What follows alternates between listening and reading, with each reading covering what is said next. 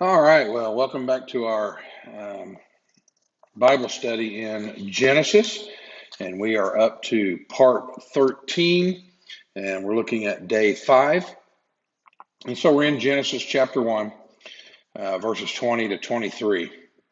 So let's read those. And God said, "Let the waters swarm with swarms of living creatures, and let the birds fly above the earth across the expanse of the heavens. And so God created the great sea creatures and every living creature that moves, with which the waters swarm according to their kinds." And, the Genesis says that over and over, according to their kinds, according to their kinds.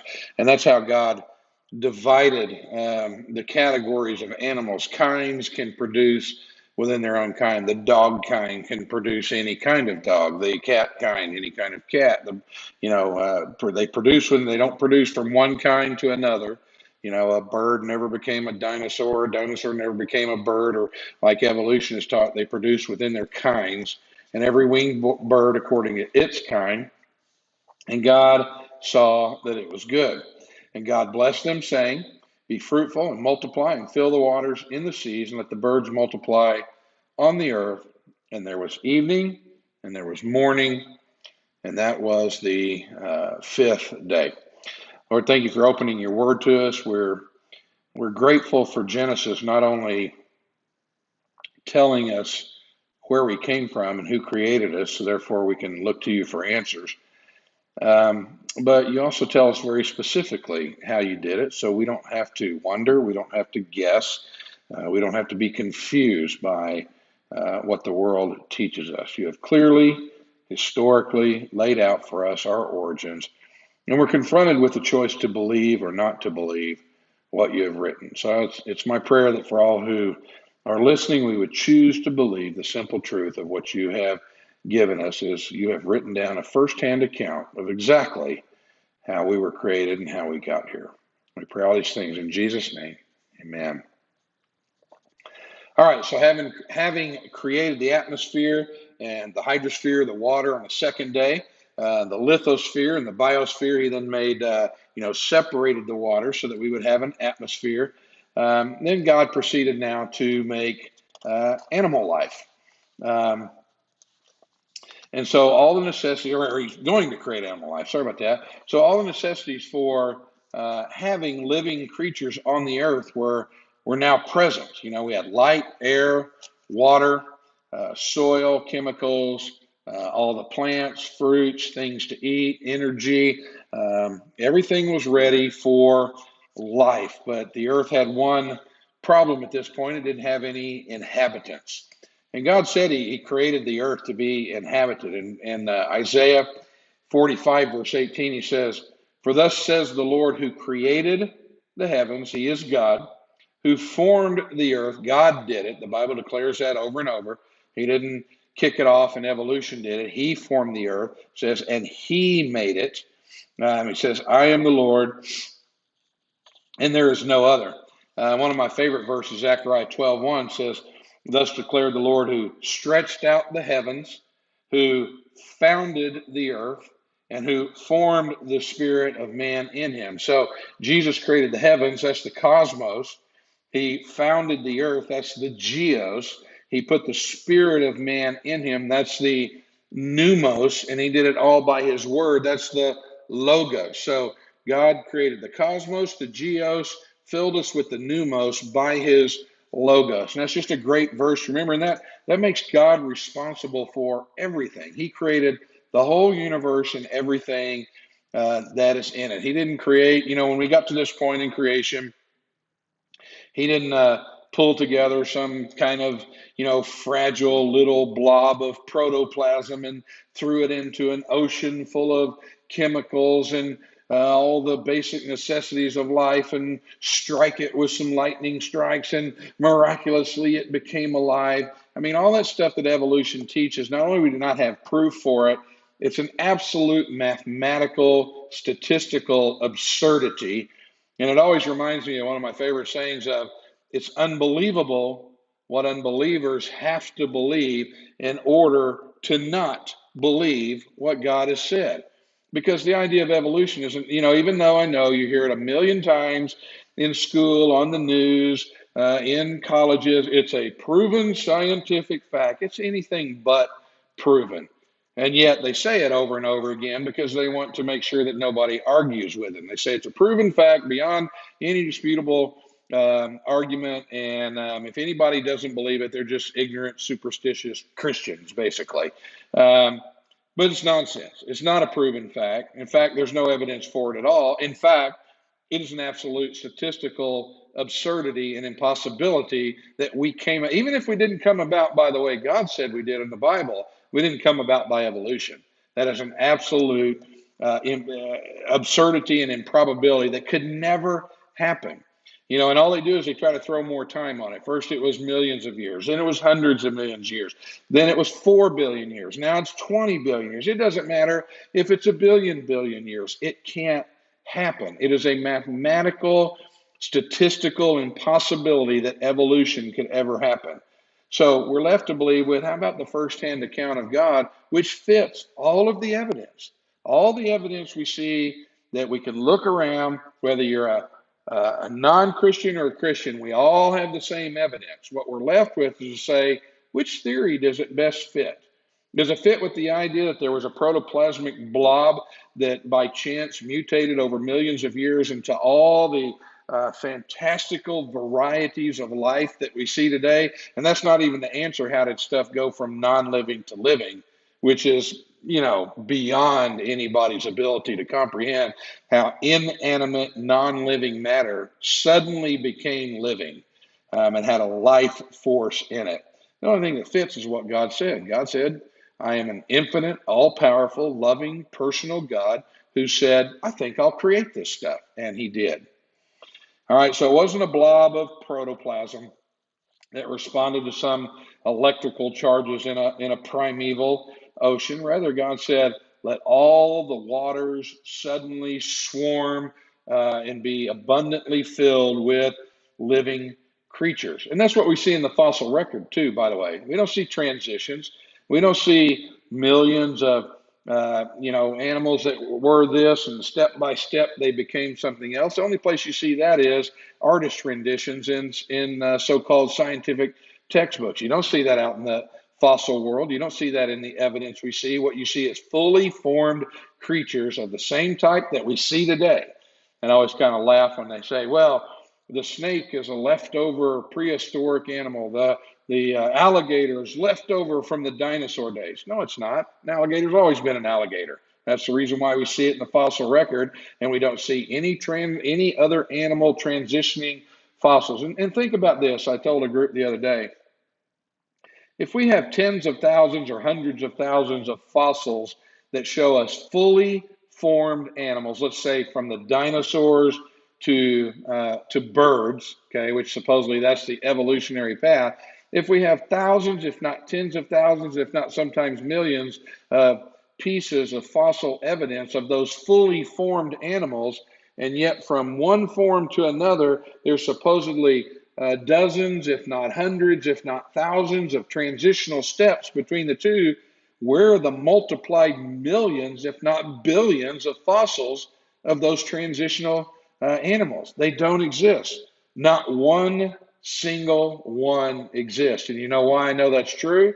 Because if there was one single, irrefutable, undisputable, proven beyond any shadow of a doubt, transitional fossil that existed that proved evolution, there would be a shrine built to it. It would be covered in glass with armed guards. It would be in every textbook, on every news site, and on every college campus. Everybody would know about it. Every person in the world would know, because it would be indisputable proof of evolution. And you know why there's not even one single thing like that you can today get in your car, drive to, and go visit and look at, or even pull up online and look at on a video camera and pictures, other than artist renditions?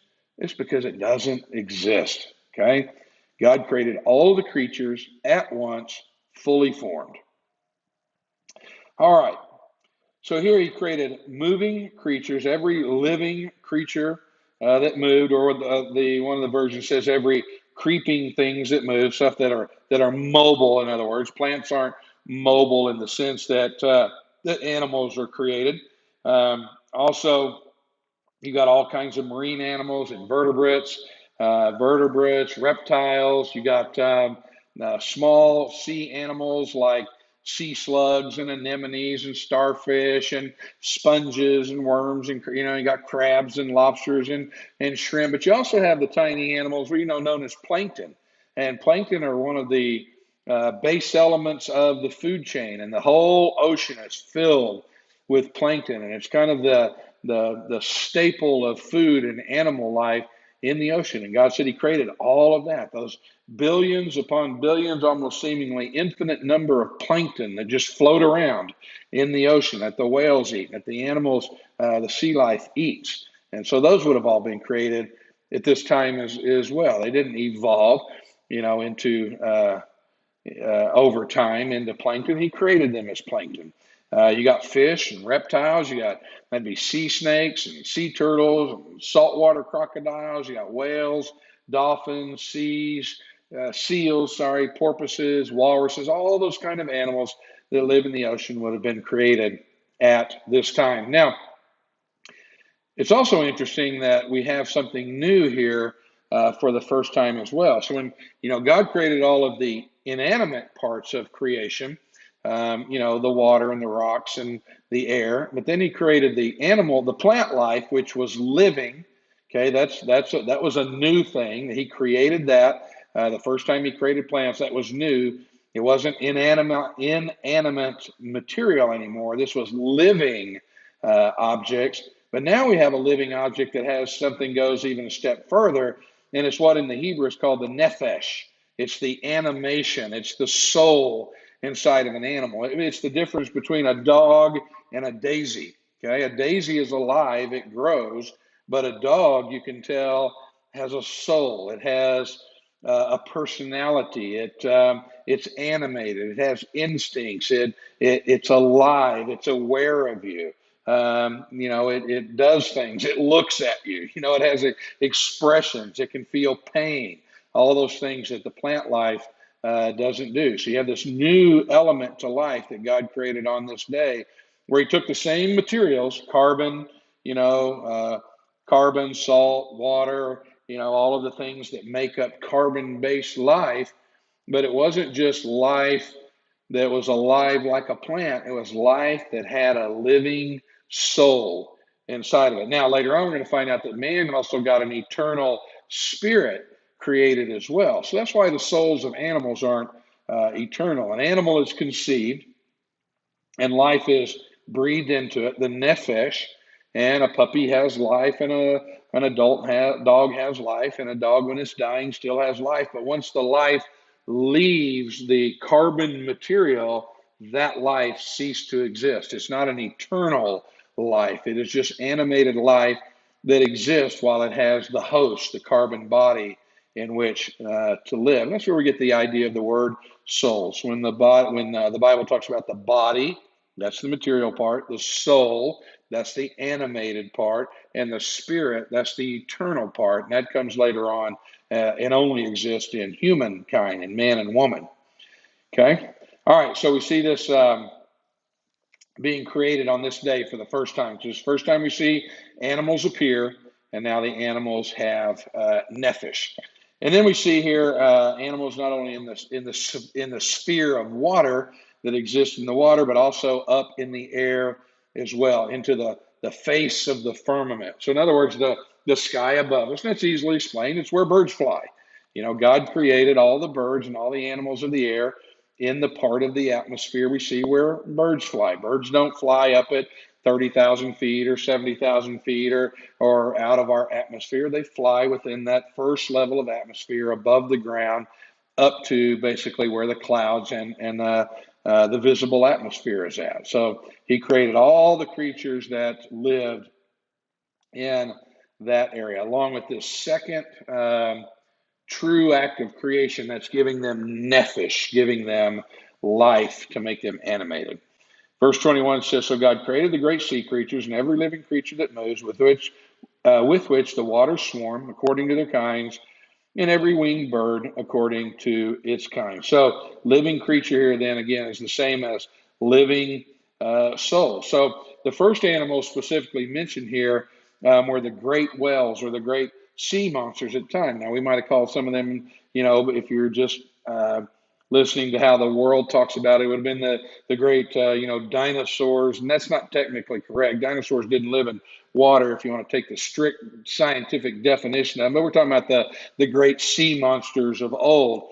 And while a lot of times we say, oh, those were just myths, but when we look at the myths of sea monsters and then dragons, which are the land dwelling monsters, we see them in every culture from all phases of human history, all over the world, from peoples that seem to be completely disconnected from each other. So it's hard to imagine that these really are just myths. Now, the pictures that have been developed of dragons or sea monsters over the centuries up till now, they obviously are a little mythological. The Chinese dragon and the dragons from the knights in England and all that. But that doesn't mean they weren't real. And obviously, we know from both biblical history and the evidence that we see of all of the overwhelming legends and myths of dragons, what they were dinosaurs. They were dinosaurs before the dinosaurs died out after the flood. We know they survived through the flood because it said Noah took two of every living kind onto the ark. But we've had lots of animals go extinct since then. And while on the one hand, it's kind of funny that we say that the alligator is a living ancient reptile from the dinosaur age, and yet we say, oh, but the dinosaurs have been extinct for millions of years, like the Brontosaurus and the Tyrannosaurus Rex. No, the Brontosaurus and the Tyrannosaurus Rex went extinct, but the alligators are still here. It just means part of the dinosaurs went extinct. So, I mean, it's not a great mystery. When you look at the fossil record and when you look at man's historical record and what we see across all the records and whether they have turned into myths or legends throughout the human historical record, you just see this consistency that fits exactly what the Bible said.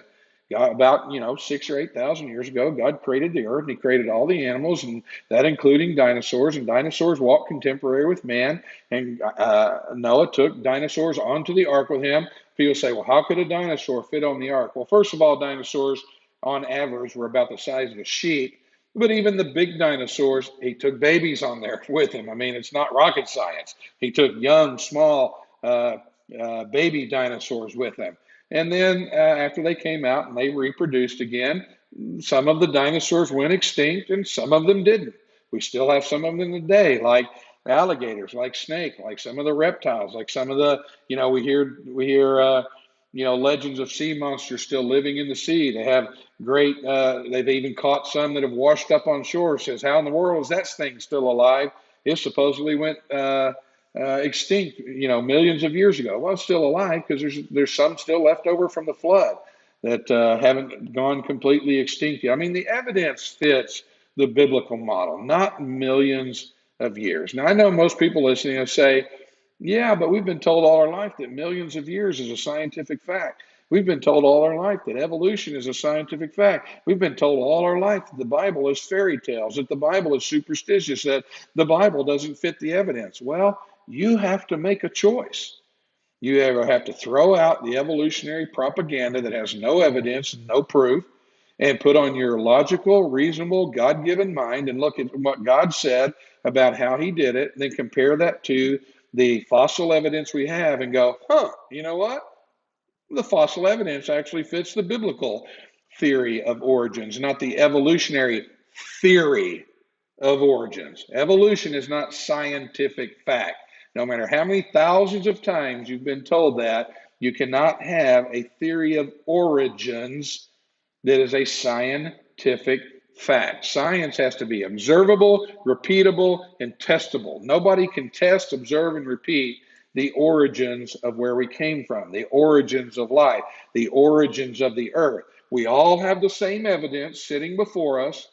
Whatever it is, whatever we can see and test and look at right now, from the fossil evidence to all the scientific evidence in front of us, and we look at it, we all look at the same thing, whether we believe in the Bible or not, and we say, what theory best fits the evidence before our eyes? And it's not even an argument. The biblical version of creation fits the evidence, not evolution. Evolution is an absurdity that lacks any evidence whatsoever, but yet you have been indoctrinated with it and told so many times that the Bible is a fairy tale and evolution is science that you almost can't comprehend that it's not true.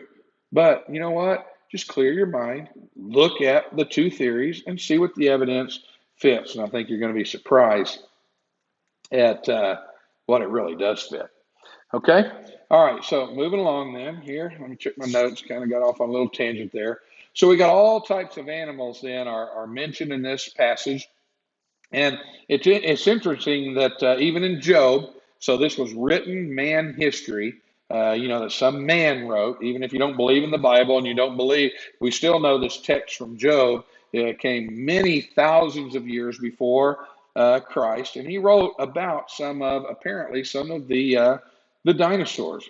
In Job 40, verse 15, he says, "Behold, Behemoth," the name Behemoth, okay, which I made, as I made you, he eats grass like an ox, and behold, his strength is in his loin, his power is in the muscle of his belly. Remember, this was written many thousands of years ago. His tail, he makes his tail stiff like a cedar. The sinews of his sides are knit together. His bones are tubes of bronze. His limbs are like bars of iron. He is the first of the works of God, and let him who made him bring him near the sword. For the mountains yield food for him, where all the wild beasts play. And under the lotus plants he lies, in the shelter of the reeds and the marsh. For his shade is the lotus trees that cover him, and the willows of the brook surround him. Behold, if the river is turbulent, he is not frightened, and he is confident, though Jordan rushes through. That's the river Jordan. He says he's confident, even if an entire river rushes through his mouth, it doesn't bother him. And he goes on to say, nobody can snare him. Man cannot capture him. Man cannot tame him. And later on, it describes his tail as like the tail of a cedar tree. Now, it's interesting that in many of our Bibles, you look in a footnote and it says the behemoth is probably a hippopotamus or maybe an elephant. But have you ever seen the tail of an elephant? Does it look like a cedar tree to you? And a hippopotamus is even more comical. It doesn't look, like a cedar tree waving behind him at all. But yet, if you think about some of the dinosaurs, take the brontosaurus, some of the big dinosaurs like that, what do their tails look like? It looks literally like a big waving cedar tree behind them. So it perfectly fits the description of whoever wrote this, the book of Job, many thousands of years ago, obviously was looking at a dinosaur when he described this. Now, it's interesting that he goes on later in verse 1 of chapter 40. So go back a little bit. Sorry, I jumped ahead. It says, can you draw out Leviathan with a fish hook? So we're talking about a sea monster here. Can you draw out Leviathan with a fish hook, or press down his tongue with a cord? Can you put a rope in his nose, or pierce his jaw with a hook? Will he make many pleas with you? Will he speak to you with soft words, talking about how monstrous he is? And then it goes on and just talks about how fierce he is and how no one can stand before him. And he's the greatest of all the sea creatures. And on his back is like a row of shields. And he breathes fire out of his nostrils. I mean, what does that sound like? It sounds like a sea dragon. It sounds like the myths of old that we used to hear all over the world, from seemingly disconnected civilizations. All have these myths about these sea dragons, about these great monsters. And so, where do you think that came from? They all made it up. They all came from the same thing. They spread these myths around the world, and somehow it got to every culture around the world. No, the evidence says these were real creatures. These were what? Dinosaurs. And they saw them before they went extinct. They existed, and men lived in fear of them because of their size and their power and their strength. So here we see in the Bible clearly that it fits. Again, it goes back to, we all have the same evidence, but which story of how we got here fits the evidence? Well, the story of the Bible does. God created the dinosaurs, and they existed through human history up until whenever they went extinct, probably a few thousand years ago, maybe a little longer than that. Many of these species of dinosaurs just went extinct. Some of them are still running around today, like you said, like alligators and snakes and lizards and other reptiles that we would have claimed to have been dinosaurs back then, just smaller versions of them. So all these living creatures that God created, the sea creatures. Now we jumped into talking about the behemoth, which is, of course, is a land creature, which is not going to be created in Genesis until the next day. But I kind of veered off on the dinosaur issue there for a minute to get you to really think outside the box of what you've been indoctrinated with since you were a little kid. I mean, cartoons all tell you about dinosaurs existed millions of years ago. And then you go into school and kindergarten and first grade and elementary school, and the dinosaurs are all pictured as living millions of years ago, and humans didn't exist. And you've been taught that your entire life. So it must be true, right? Because that's what you've been taught. No, it doesn't make it true because you've been taught that. Then when you stop, clear your mind, take a fresh look, and realize what does the evidence fit? Well, the evidence fits even if you don't believe the Bible. Even if you don't believe that God created man and God created all this, there is abundant evidence that the large dinosaurs, what we commonly call dinosaurs, lived contemporary with humans. And then we look today, and like I said, I keep saying over and over, these animals that look like small dinosaurs today that we call reptiles are still alive today. No, they're the same types of animals. It's just some have gone extinct and some haven't. Put the propaganda aside and use your mind and think logically about it.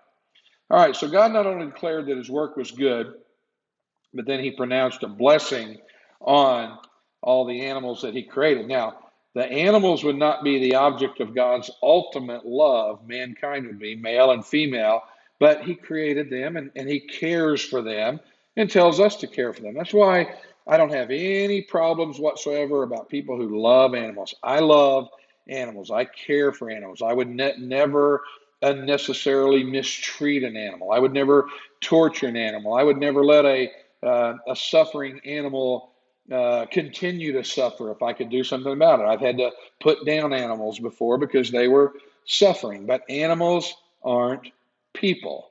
When animals die, they cease to exist. I've had pets before. I've had a dog, dogs before that I had to take out somewhere, in the woods or out on the farm somewhere and humanely end their life in an instant. We have ways of doing that where it's very humane. They never know it's coming. They never feel pain and humanely end their life. And then they cease to exist. They are not humans. But yet Romans tells us that man starts to worship the creature instead of the creator. And we now have large segments and groups of people who treat animals like humans and say that humans are nothing more than an evolved species of animals and that we are to give animals rights. In fact, there's lots of animal rights groups. And I don't mean just rights in the sense of that animals deserve to be fed and they deserve to be cared for and they deserve not to be mistreated or tortured. I'm not talking about that.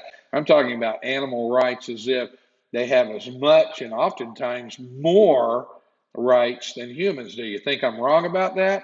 Go out onto a beach somewhere and dig up some sea turtles' eggs and destroy them and watch how fast you get put in jail.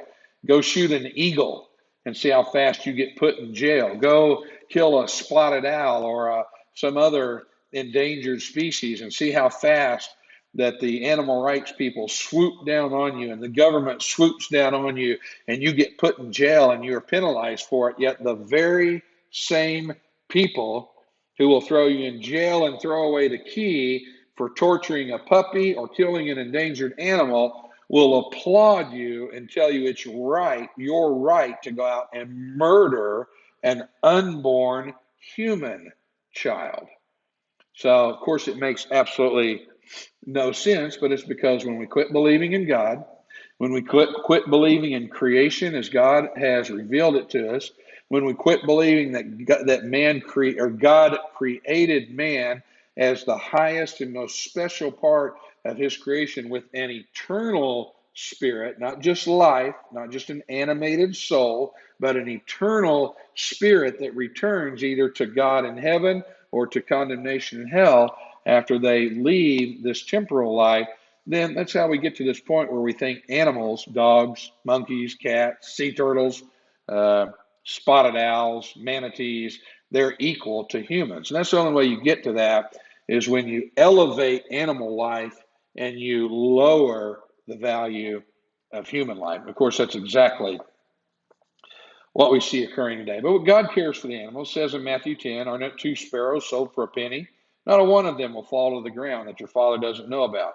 God says He takes care of the birds. He takes care of all the animals. He takes care of all of His creation. He gave man dominion over the earth, and we're charged with caring for the animals, with caring for the earth.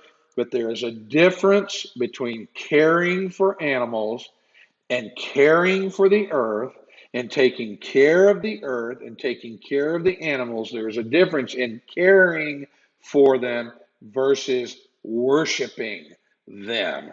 And that's the part for Christians where you need to be careful when you get caught up in animal rights. You need to be careful when you get caught up in earth worship, because that's what it is. We are turning animals and earth into idols, not into gifts that God gave us, that we care for, we love, we nourish, we take care of.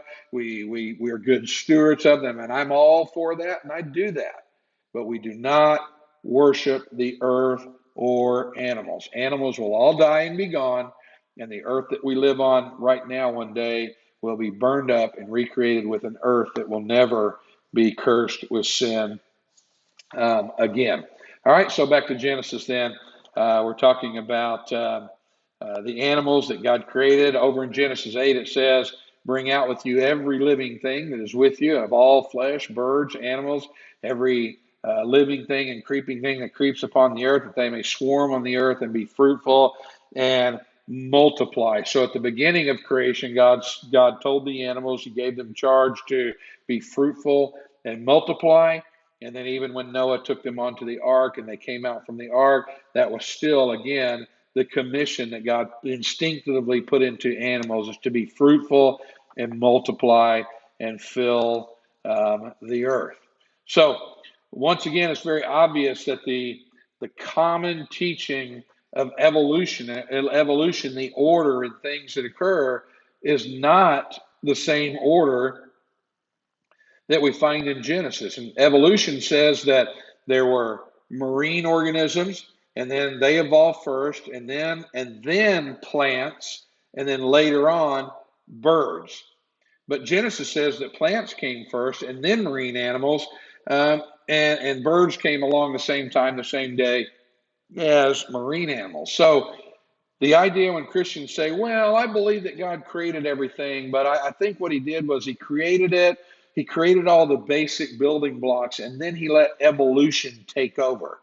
And that's what's known as theistic, God, evolution. So God created it, evolution was the mechanism. But that can't be true. You have to discard Genesis and say, well, Genesis is inaccurate or doesn't mean what it actually really says, because Genesis says at first we had plants, and then marine animals and birds. Evolution says no. First we had the animals, the marine organisms, what lived in the water. Then they came out on land and became plants. And then we had land animals and birds later on. So everywhere through the first chapter of Genesis, we're confronted with, is the Bible true or not? So you need to reject this idea that, Genesis, the creation account in the Bible, I can be a Christian and an evolutionist. They just kind of fit together. We'll just make them work. No, it doesn't. And even any honest evolutionist will tell you the same thing. Hey, you people trying to fit evolution into Genesis 1, sorry, it doesn't work. It's out of order. There's no way that evolution could happen in the same order that Genesis occurred in. So quit trying to make it fit. It can't work. Just like any honest Bible teacher, hopefully I'm one of those, who teaches Genesis 1 to you, says quit trying to make evolution fit and millions of years fit into Genesis 1. Either reject the Bible and say that it's all symbolic and spiritual and it's not real facts, or reject evolution. But don't try to cram evolution into Scripture. It doesn't fit. You are confronted with the choice. Is the Bible as written? Is it true or not? You get to choose which one it is. Okay? All right. So that leads us up to then, that's the end of day, what we're looking at, 5. And in the next lesson, we'll get into day 6, where the land animals are created, and then the second part of day 6, where finally God creates humans. So we'll see you next time in our Genesis Bible study.